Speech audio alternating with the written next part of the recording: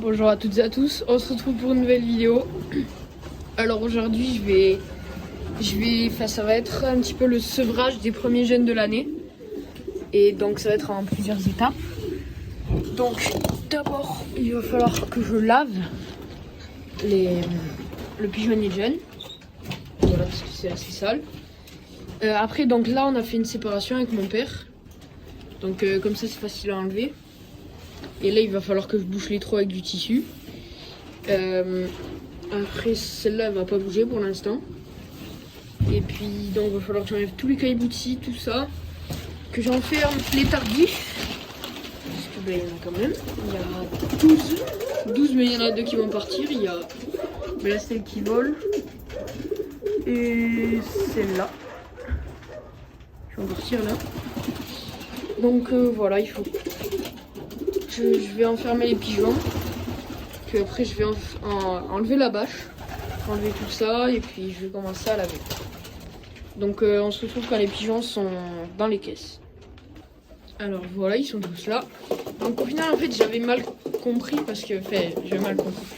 Je vous ai dit qu'il y en aurait 10 donc que je gardais. Mais en fait il n'y en a que 6 parce qu'il y en a 4 qui sont des femelles qui sont avec mes veufs. Du coup là il y en a 8 et 2 qui vont partir. Et les 6 autres, donc par exemple là, le blanc et le petit Mako, celui-là, ils vont aller, enfin ils vont faire des concours. Eux ils vont juste faire le tournoi des îles donc pour moi.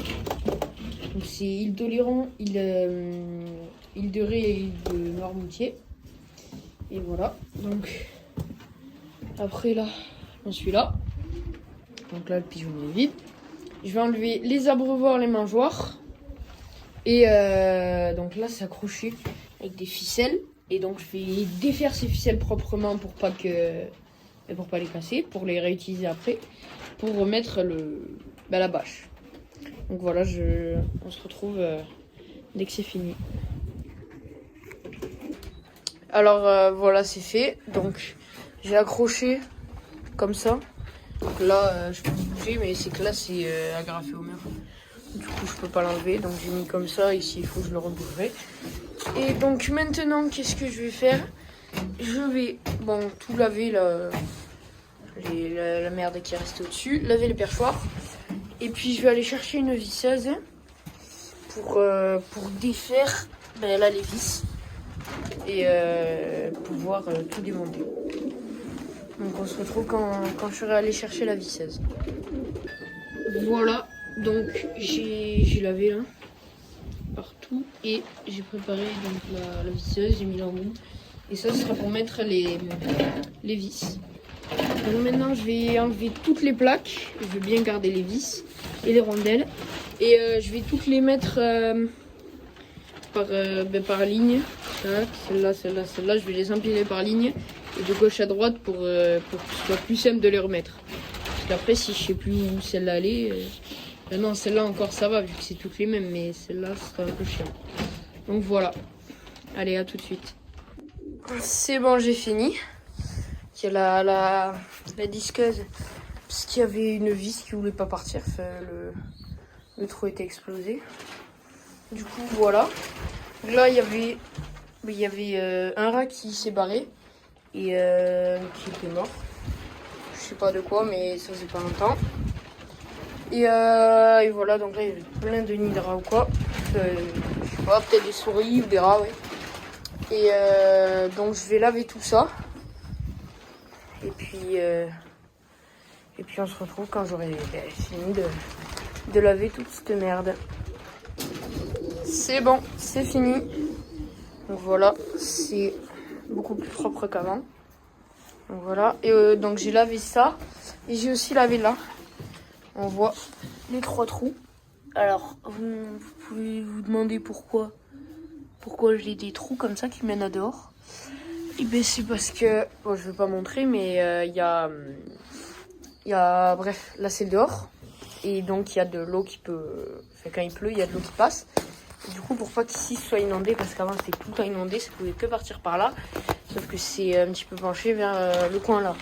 Et du coup j'ai creusé des trous avec, je sais pas comment ça s'appelle, perforatrice ou un truc comme ça.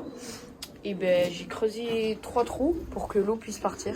Et donc il faut les déboucher parce que sinon les plumes, les graines qui tombent ou quoi le bouchent. Donc voilà. Donc là je vais remettre tous les caillebotis que j'ai mis là-bas, que j'ai empilés. Et voilà, on se retrouve directement après pour la suite de la vidéo. Voilà, alors bon, le ciel commence à tomber. Parce que là, c'est un petit moment que j'y suis. Donc j'ai remis tous les caillebotis. Là, j'ai mis 2 ficelles pour tenir là. Comme ça, c'est plus simple parce qu'avant, il y avait toujours la bâche qui me faisait chier. Après, là-bas, j'ai refixé. Là, une vis. Hop là. Et cette vis, elle m'a servi à faire des trous dans la bâche pour passer les ficelles. Donc voilà. Et donc maintenant, on va pas encore mettre les pigeons. Parce que c'est là où ça va prendre beaucoup de temps. Et c'est là où les pigeons ils vont être contents. Ils vont être contents d'avoir un pigeonnier avec des meilleurs perchoirs que ça. Donc je vais vous montrer tout de suite. Je vais aller les chercher et les amener au pigeonnier. Allez, à tout de suite. Voilà. Donc là, le soleil est plus que tombé. Alors j'ai préparé tout, donc j'en ai mis là. Un là. Un là. Là j'ai mis un gros caillou. Un là. Parce que là en fait sinon ça tient pas quoi. Donc un là. Ils sont tous fixés. Et là, un au fond. Alors je rajouterai des perchoirs au-dessus. Là une ligne de perchoirs, donc de 4. Et là-bas donc 2. Et là quelques-uns pour les femelles. Et donc voilà, ça va être le moment enfin de les relâcher. Et puis donc vu que cette vidéo, voilà, un peu de 2 parties, mais on va dire deux grosses parties distinctes. C'est plus la préparation puis le sevrage. Donc là pour l'instant c'est là encore la préparation. Et donc on se retrouve samedi pour la fin de la préparation et le vrai sevrage. Donc pour moi samedi, mais pour vous à tout de suite. Bonjour à tous, alors je sais que je devais faire cette partie samedi, mais en fait j'ai été malade vendredi, samedi et là je suis encore malade. Et vraiment j'avais extrêmement mal à la gorge, même là j'ai encore un peu de mal à parler. Alors du coup j'ai fait ça, mais c'est vrai les jeunes sans trop en parler parce que j'avais pas la force. Donc voilà. Donc il y en a 19 si je me trompe pas. Là il y en a 2 qui sont partis du nid. Voilà. Donc tous ils ont mangé et tous bu. Donc, voilà. Alors ceux qui veulent savoir par exemple à quel âge je les sevrer, parce que c'est possible que vous me posiez la question. Donc un jeune pour moi, il y a un paramètre. Donc il y en a qui disent qu'il y ait toutes les plumes sous l'aile. Moi je trouve que c'est un peu plus tôt. C'est on va prendre, je sais pas moi, là le mako. Vous voyez sa queue? Ah, pardon. On va prendre cet écaille. Vous voyez sa queue, vous regardez qu'elle fasse à peu près la taille de votre doigt. Donc il y a des doigts plus ou moins longs, mais c'est pas à peu près. Hein, si elle fait 1 cm de moins, 1 cm de plus, pareil. Là on voit que c'est à peu près bon. C'est pour ça que je les severai. Donc voilà. Et surtout, il faut leur mettre le bec dans l'eau 1 ou 2 fois par jour, parce qu'ils ne savent potentiellement pas où boire. Donc voilà. Donc désolé si la deuxième partie n'a pas été très longue ou ni très intéressante, c'est parce que là je suis malade, donc voilà. Alors j'espère quand même que la vidéo vous aura plu. Voilà, je vais essayer d'en refaire dès que je serai plus malade. Et voilà. Je vous dis à bientôt pour une prochaine vidéo. Ciao.